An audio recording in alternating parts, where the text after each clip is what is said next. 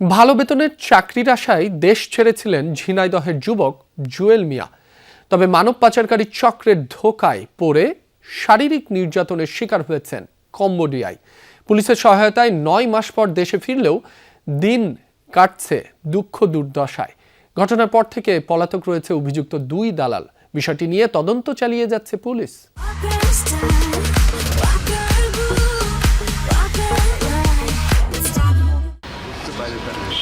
ঝিনাইদহ সদর উপজেলার কাঞ্চননগরের বাসিন্দা জুয়েল মিয়া।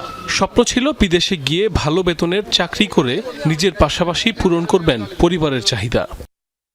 জমিজমা বিক্রি করে গেল বছরের 9 এপ্রিল একই উপজেলার ফয়সাল, ফাইজুল এবং ঢাকার এক দালালের সহযোগিতায় বৈধভাবে থাইল্যান্ডের উদ্দেশ্যে বাড়ি ছাড়েন জুয়েল। গন্তব্যে পৌঁছে দেওয়ার শর্তে 7 লাখ টাকার সমঝোতা হয় মানব পাচারকারীদের সাথে। ভুক্তভোগীর অভিযোগ, থাইল্যান্ডের কথা বললেও তাকে পাঠানো হয় কম্বোডিয়ায়। পরবর্তীতে আরও টাকা আদায়ের জন্য নির্যাতন করে স্বজনদেরকে ফোন করা হতো।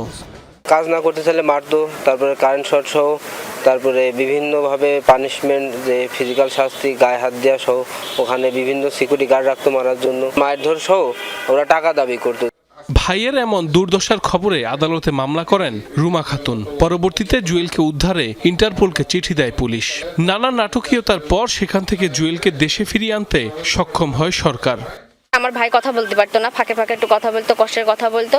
তখন আমরা মামলা করি, ঢাকা আইএম অফিসে গেছি, পররাষ্ট্রে গেছি, প্রবাসী কল্যাণ মন্ত্রণালয়ে। আমরা মনে করেন 8-9 মাস খুব দৌড়াদৌড়ি করছি। তিনি অনিরাপদ আবাসন বা বিদেশে গিয়েছিলেন, সেই কারণে তিনি বিপদের সম্মুখীন হয়েছিলেন।